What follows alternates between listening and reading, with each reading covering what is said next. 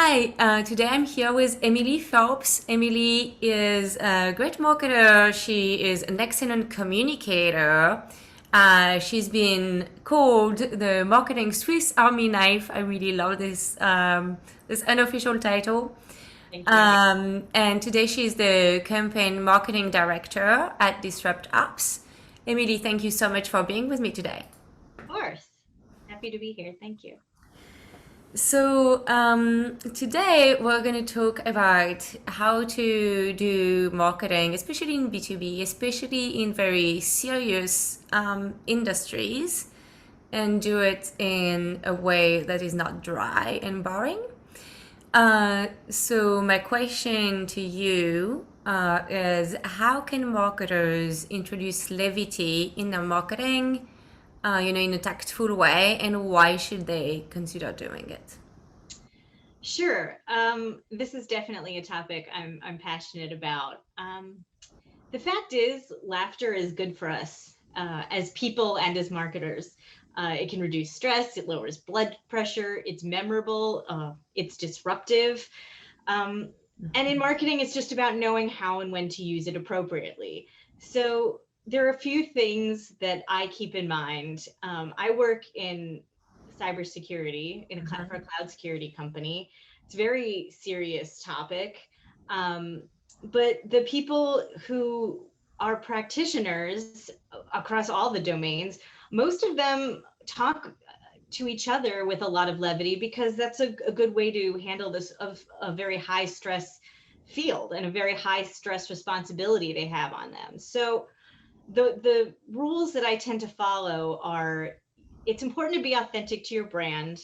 I'm always an advocate that brands should be human, but you shouldn't try and be something you're not. So if it's just not something you're comfortable with, if it doesn't align to who your brand identity is, it's not necessary, but I do think you miss an opportunity if you don't recognize that the audience you're speaking to is looking for that in a lot of ways.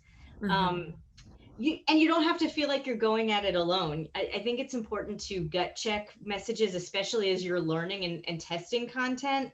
If you have like a tiger team internally of people you can check who do a similar job as or have similar characteristics of who you're trying to reach. So we have DevOps and security pros at my company, and if I'm not sure something is worded right, because humor has nuance, I always run it by them. I have these conversations. I listen to how they're talking to each other so that I make sure that it's not only authentic to who we are as a brand, but that it's going to resonate with people and feel authentic to them, because I don't want to disrespect their intelligence by trying to put something out that I myself don't understand. And that's Mm-hmm. another thing that I think all brands should do, especially if you want to introduce kind of levity and humor, is you really have to recognize that your audience is intelligent, and they don't need if you condescend to them with humor, it's not going to work.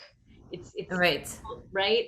You really want to recognize their strengths and play off of kind of shared frustrations maybe, or shared um, just depending on what is most appropriate and your industry. So like for example, I have friends who are comedians and they always say your rule is always punch up. So by that they mean you don't you mock positions of power or privilege, and by that I don't mean that you just make fun of big companies. It's more about you don't mock someone's hardships. So I'm never going to Yeah. make posts that mock someone who's been breached. They've been victimized by criminals. Like that's not funny, especially for a brand. That's just not something that I think would is funny. If it's not Right, funny, right, then right. right. But there are things that I see that there are maybe shared frustrations of practitioners that I might poke fun at. So there's some materials that are targeted towards security people, for example, and it treats security professionals a lot of times like one homogenous group that all do the same thing. And as you get into security, you learn like there's so many different domains, and a Mhm. CISO, number one, a CISO at one company isn't doing the same thing as CISO at another company is. That's a chief information security officer. But there are also domains, a cloud security analyst or operator might not be doing the same thing as someone who is only like networked in an on-premises scenario. I feel Right. like I'm getting a little too technical.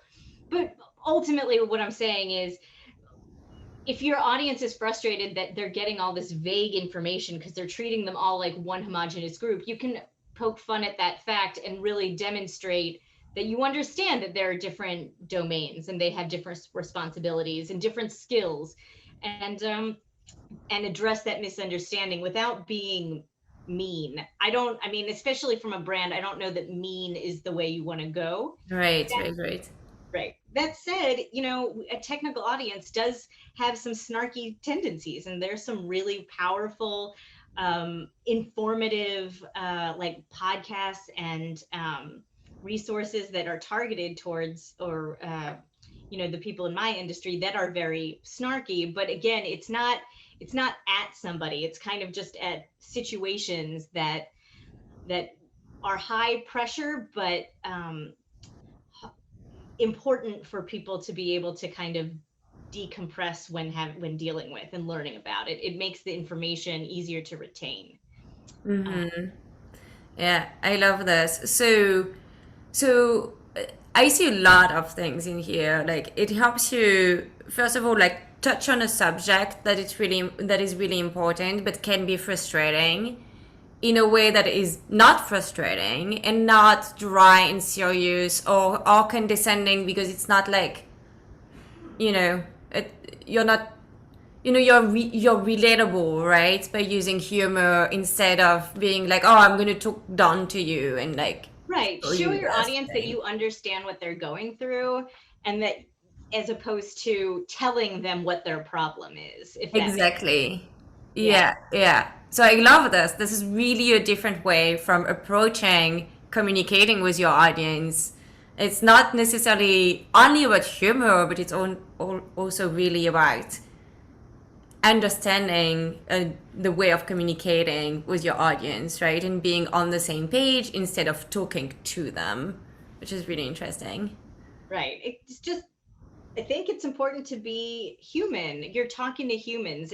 And sometimes when we're in our marketing brains, we think of them as like a target audience or a persona. And those are really important components of a marketing program. But at the end of the day, you're talking to another human being, and you should keep that top of mind, first and foremost. And that will make, I think, the levity you infuse in your messaging and the humor come across as much more natural. It'll be more, like you said, relatable.